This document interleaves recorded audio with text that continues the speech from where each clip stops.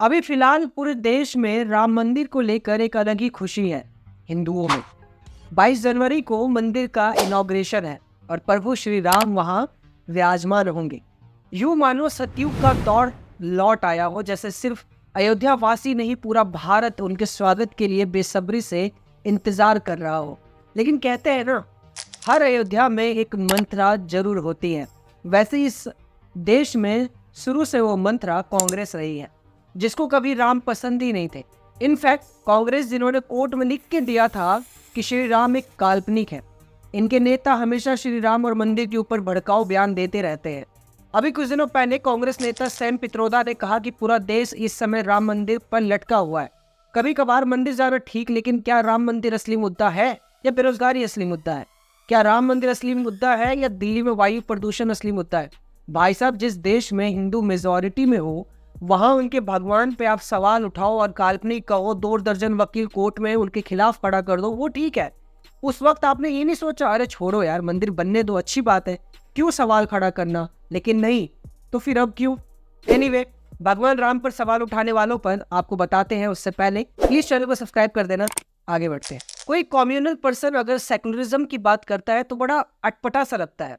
एक बात याद रखना, चाइना का सामान, पाकिस्तान के ईमान और लिबरल के ज्ञान पर कभी भरोसा मत करना, ये बहुत खतरनाक होते हैं। ये वही कांग्रेस है जो पाकिस्तान की वकालत करते हैं, तबलीगी जमात की तरफदारी करते हैं, जो बलवान या गलवान घाटी में चीन की तारीफ करते हुए कहते हैं कि चीन का कोई भी जवान नहीं मारा गया, सिर्फ भारत के जवान मरे, जो एनआरसी का विरोध करते हैं, ना जाने और भी कितनी चीजें हैं।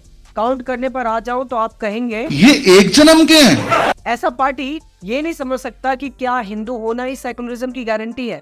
आज ये देश अगर सेकुलर है तो हिंदुओं के कारण, वरना आजादी के बाद सेकुलर तो पाकिस्तान भी था।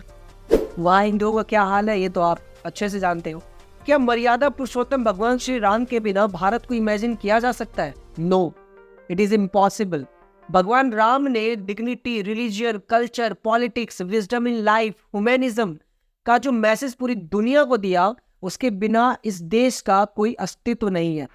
और कितनी बड़ी विडंबना है कि राम के देश में स्वयं राम को अपने वजूद के लिए, अपने एग्जिस्टेंस करने के लिए इतना लंबा स्ट्रगल करना पड़ा। ये हिंदू समाज के लिए अपने आप में एक ट्रेजेडी के बराबर है।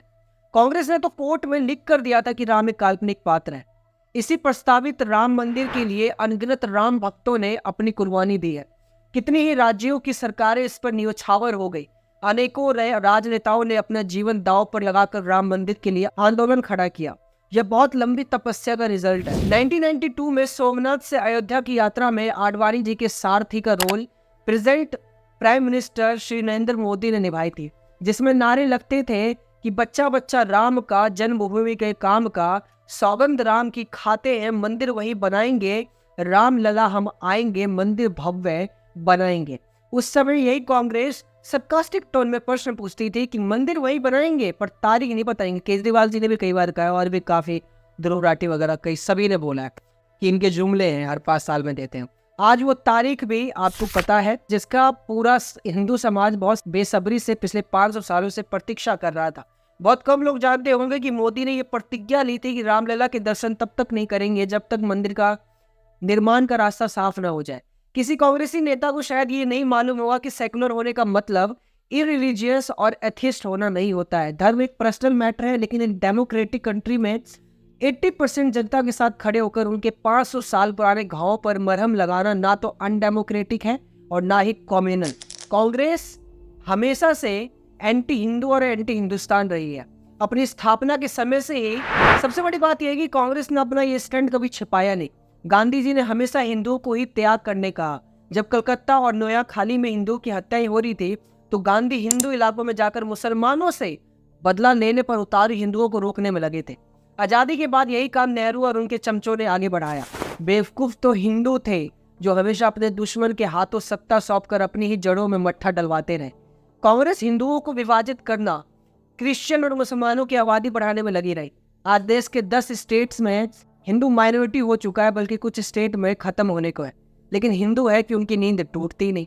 हर दिन उनकी आस्था के केंद्रों पर चोट की जाती है, चाहे मूवीज हो, text book, government laws, propaganda is always made against Hindus and Hindus never even take notice.